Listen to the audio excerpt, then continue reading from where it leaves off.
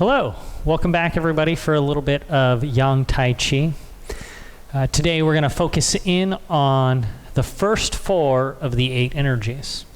We'll talk a little bit more in depth about each one of those energetics so you can work to refine your movements a little bit. Okay, we'll start off with that first energetic, the Peng movement. Okay, we're going to do some warm-up exercises centering around the Peng movement, and then we'll kind of work out into some of those specifics.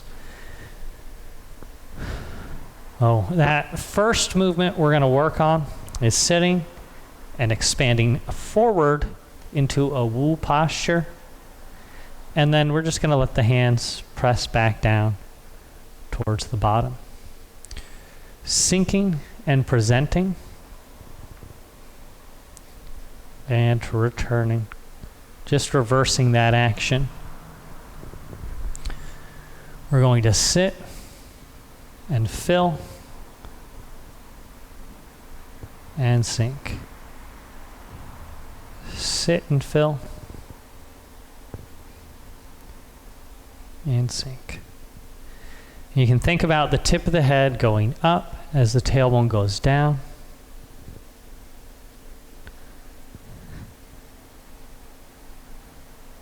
My thumb, my wrist is following the tip of the head up, and my elbows are following my tailbone downward. So you have that weightiness or that heaviness to your movement. Peng, ward off, or buoyant energy should have this fullness. It's this feeling of being the ball, inflating that space in all directions, not just up, not just down, not just forward, not just back, but to the left and the right as well. Okay. Those are your basic 6 directions. And eventually, you can start to add more directions in the form of the diagonal spaces. Okay. Should be nice and warmed up through that space. Okay. The next exercise we're going to do is just a one hand coming forward and up through that space. The relationship you want to feel on this one with the forward stance, one leg forward, one leg in that rear, is as you shift that you're not falling away from the rear, but rather you're letting your rear leg open out. So you're falling into your front leg and you're letting your rear leg open outward. And while that happens, you're allowing that hand to come up and forward, just like we were presenting earlier. All right. When you really get that fullness of the ball, you'll even feel a little bit of this sensation like you're carving outward along the rim of that space, okay? Wiping the inside of the bowl outward, okay? So, from the weight in the back, falling into that front leg, opening through that rear, right? You can do this with one hand at that hip. Sit back. Hips should be squarely facing towards the side. Waist is twisted, then coming out and forward. Finishing shoulder, elbow, hip, knee, ankle, all on one line. Okay. We come back. Presenting. 2.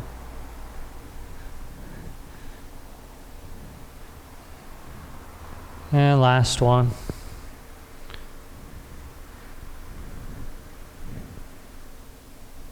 All right.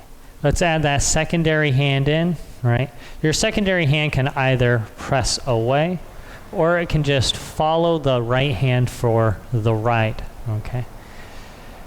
When we do this movement, it's really the forward hand, that warding off hand, that's driving that motion, okay? You don't want to be too overly focused on that rear hand doing work. It's really just relaxing, okay? Remember, it's this line between this leg and this arm separating that will give you that fullness feeling. So, a few times. All right, I'm going to do it with the hands riding together. Okay. Rolling down to hold the ball,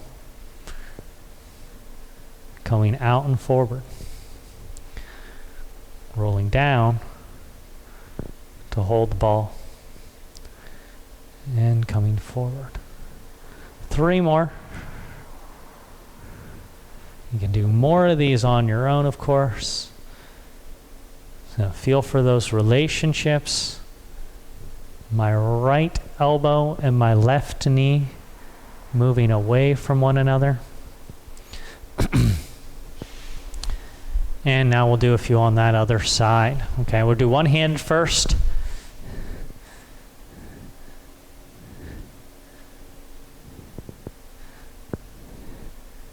Catching low.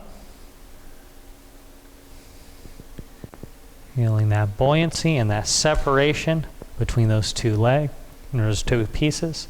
Your right leg, your right knee, your left elbow.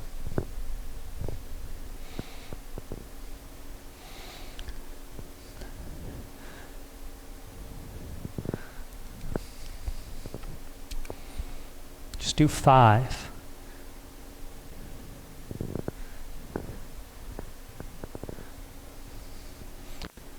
4.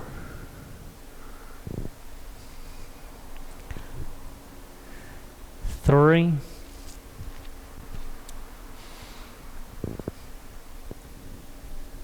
2. And 1. Okay. Getting that second hand involved together and presenting. Just along for the ride. It's very tempting sometimes to want to pick up the structure, let the elbow sink and fall, that creating that rise through the wrist as we move outward. Leg in the rear, go back, hand in the front, go forward.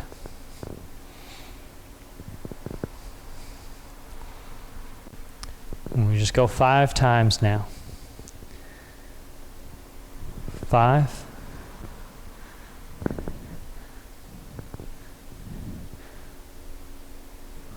4.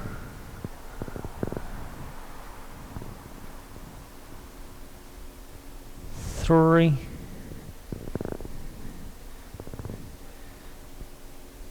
2. And 1.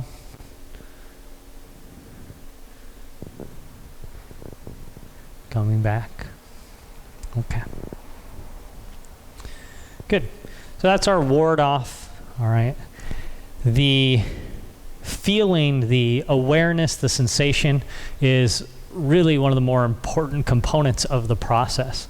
You can look at it from a mechanical side of what is your body doing. All right. But really, sometimes when we think about it mechanically, too much, we get a little bit stagnant. All right. And if you want to be fluid, if you want to have that flow, you start letting it move away from being too rigid, too mechanical, and start to become a little bit more like just that shape. All right. Good word to think about here is presence. All right. Being present in that space. All right. When you walk in a room, how much of that room do you fill up? Okay. And this is that feeling of buoyancy, right? If you walk into a room and you're very timid, okay, you don't have any buoyancy, all right? And if you're very bubbly, all right, you have too much buoyancy, all right? You're going to float off, all right? Your heads are going to just float into the clouds, right? And you have that combination of sort of weightiness, heaviness, right, combined with this light feel, okay? Just like a buoy floating in the water, all right? Buoys can be very heavy, all right? But when they're floating, when they're in the water, the float gives them that, the water gives them that buoyancy, okay? All right, let's go ahead and look into our roll back a little bit, okay?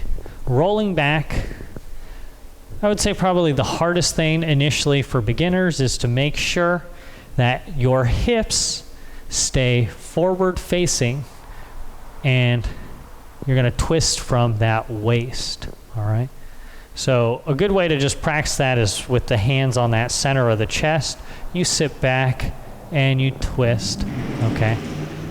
And then you come back to the front. I'm looking for my shoulder, my hip, and my knee to line up in this motion. So I'm coming back, twisting, all right? If they're not perfectly aligned here, that's perfectly fine. You will fade a little bit to one side, but when you come forward into that leg, you should feel those pieces lining up, okay? And we come back and we twist, right? The big pitfall we want to avoid is this motion where we lose the hip and we lose the knee. Keep that open, keep yourself seated, okay?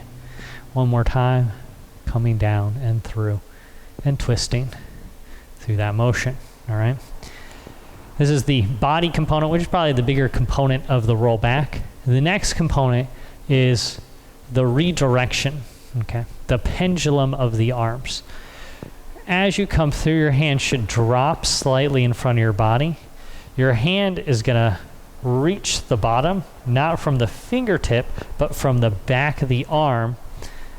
And that's going to give it that little sort of a spring up to the other side so you can let your arms pendulum across, right? This rear hand, my left hand, I don't want it to go out to my side and I don't want it to go behind me. I want it to float up right in front, okay? So when I twist, that will look as though my arm is floating out to the side or to the back, depending on how much I rotate. So this is just looking for that pendulum and that fluidity through that motion, all right? And this is that roll back shape, okay?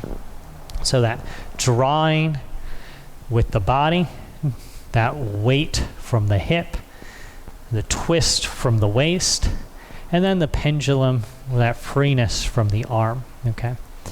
You want to maintain shape through all of these movements. You don't want to be so loosey-goosey that you're, losing your structure, okay? You don't want to just, right, be totally empty, all right? So we'll do this a few times. Let me do it this way first. We're going to roll back, let it free, and we'll come just to catch once again.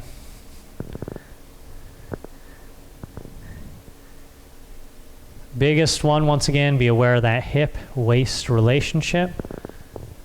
If you feel comfortable with that, you can think about that roundness of that forward hand, giving you that buoyancy or that floating feeling coming back up and through the pendulum. And then lastly, that freeness of that left arm, okay?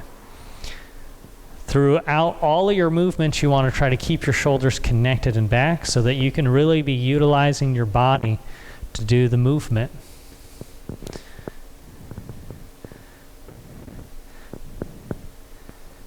Okay. Let's do it a handful of times on that other side. Okay, we're going to roll back. This time that right hand is going to be heavy. That left hand is going to form that roundness and get that spring off the bottom and come forward. Hips squared up to the front, twisting from the waist, coming through.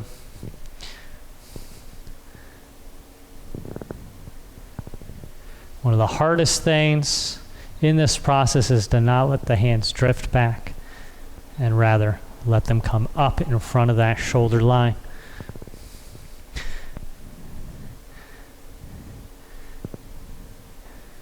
Just 5 more. Free. 2. And 1. Okay. Good. All right. Let's move to our press. All right. One thing I'd like to mention is that none of the energetics are really pure. All right.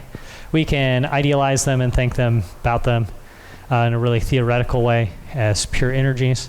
And when we train in the beginning, we want to try to be as close to precise as we can with each one of these movements, so that we're not mixing too many other energetics into those movements.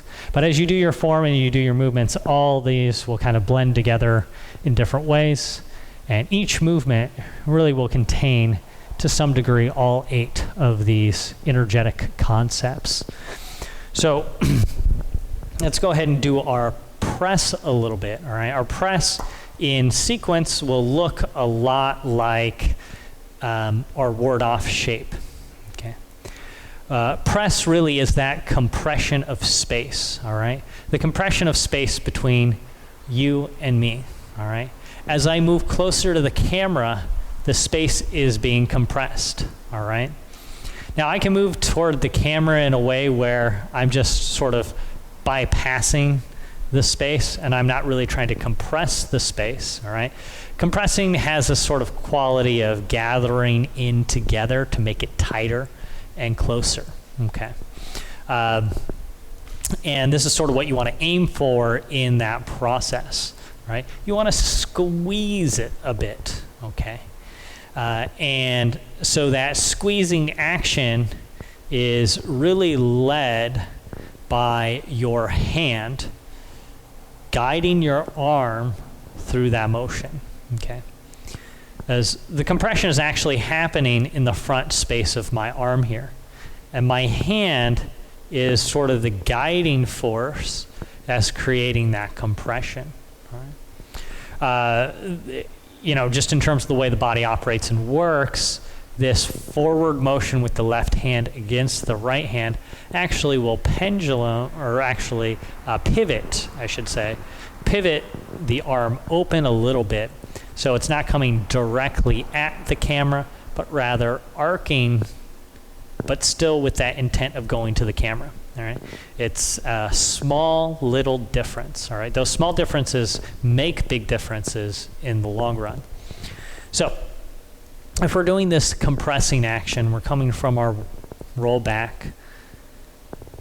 We want to think about the way that this sinking and opening of this space is driving our motion on our other arm.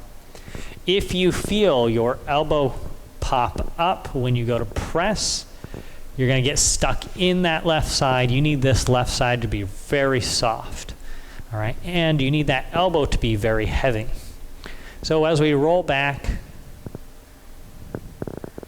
free that space, form the shape, and feel the ball filling up to create that compression.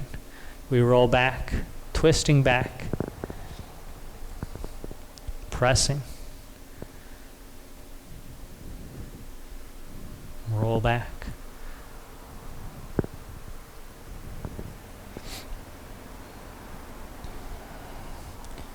rolling, pendulum the arm, pressing,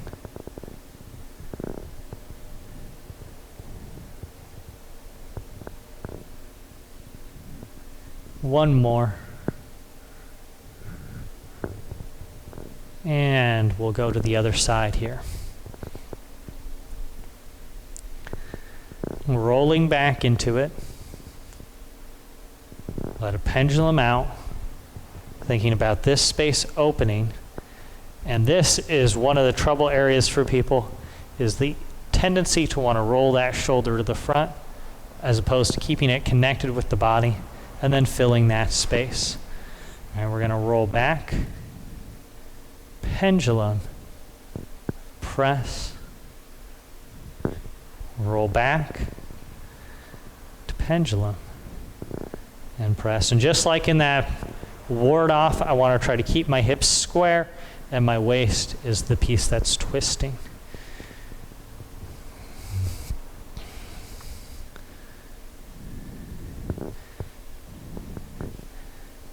Just like in that roll back, once again, hips square,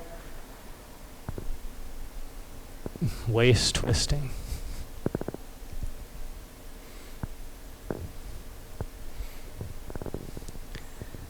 Two more. Last one.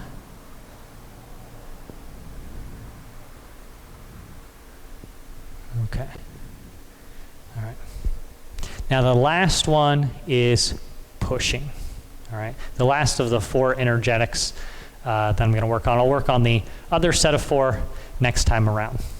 This last one, pushing, sometimes I like to think about it as sending something away. All right. When my dad talks about it, usually he talks about the idea of laying your hands on. Right. So just placement. Okay. It's really interesting when you start to look at this in a 2-person system where you have someone pushing on you, you're pushing back on someone else. If done properly, it doesn't require much force to send someone away from you by just laying your hands on them. All right. Now, it may seem a little bit kind of crazy sometimes to think that that's something that could be applied that way. But really just those gentle, subtle shifts of balance that you create in another person's body, those are the things that we're really looking to tap into, all right? Subtle shifts of balance, the use of gravity in connection with the ground, right? The idea of the ball filling, right, opening upward or sort of deflating or becoming a little bit more compressed or closed in nature. If all you can do with your ball is fill it and shrink it, all these energetics, you can apply them, all right?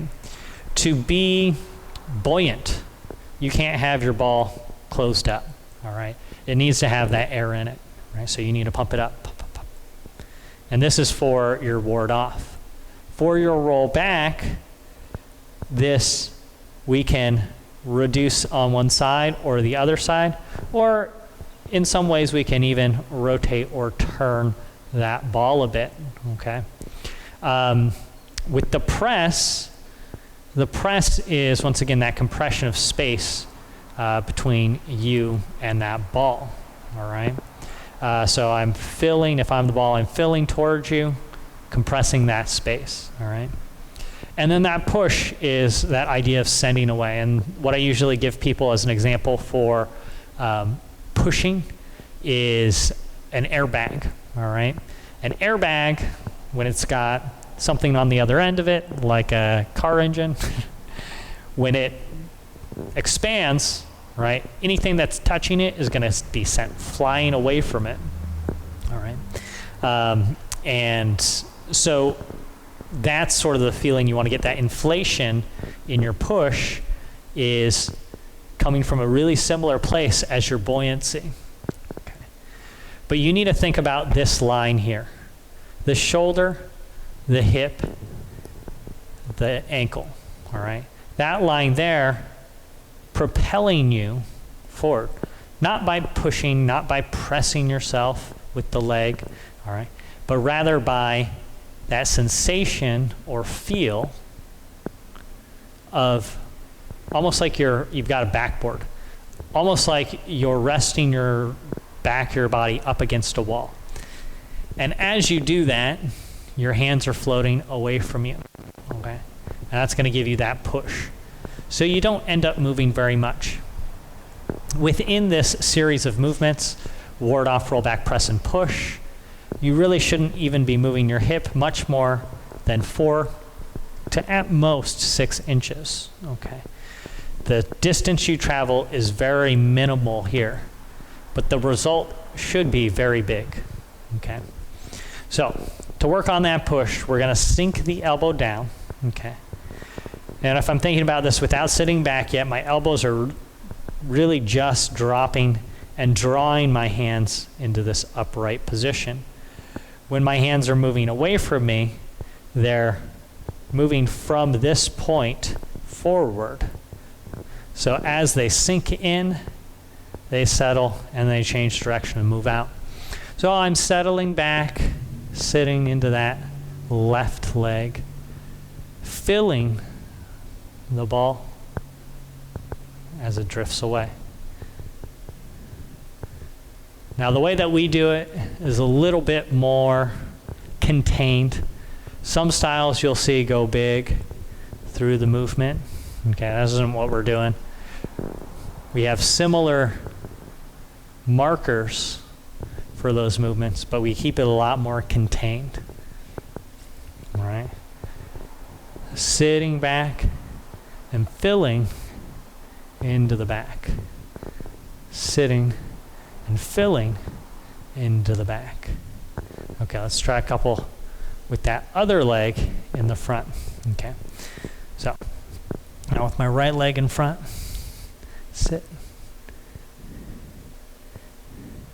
Or, sorry, I think I did it with the other leg here. So we'll go right leg in the back this time, forward. All right, settle. Fill the space. And if you can, as you settle back, find that point in time where you change direction to keep that fluidity through the motion.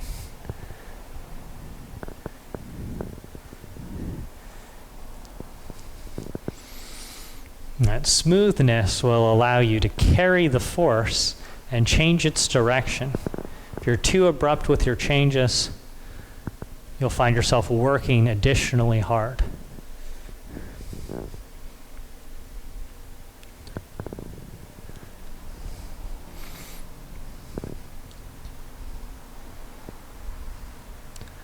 We do 2 more.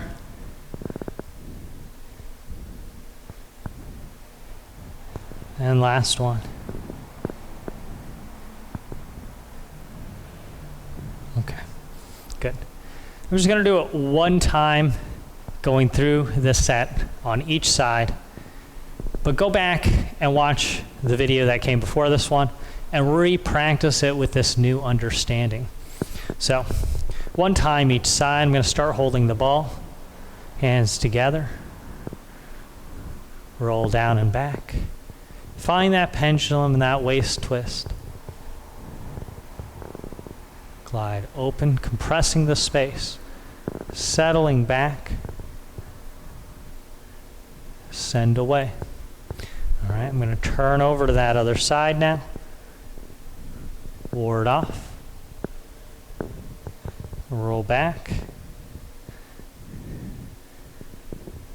Pressing. Settling. Pushing. Okay, and come back. All right. Last word for you today. There's a lot of different ways of approaching the practice. One of the things that Sifu says to us often is, there's no right, there's no wrong way, as long as you know what you're doing. That's the caveat. You have to understand what it is that you're doing. If you don't understand it, you need to go back and re-examine, okay? That means that you may find yourself doing things in different ways, right? That's okay, not a problem. But hopefully you can take what we've worked on today and increase your understanding of things to watch for through your movements, right? What are your shoulders doing, all right? Do you know this line here, shoulder, hip, knee, ankle, all right?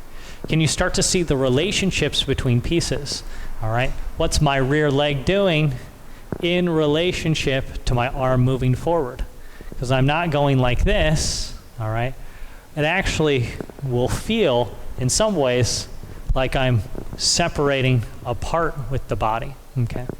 And when we look at the separation, the plucking, splitting, elbow, shoulder, energetics next time, some of that will hopefully make a little bit more sense. As I said, none of the energies are completely clear, completely clean, all right?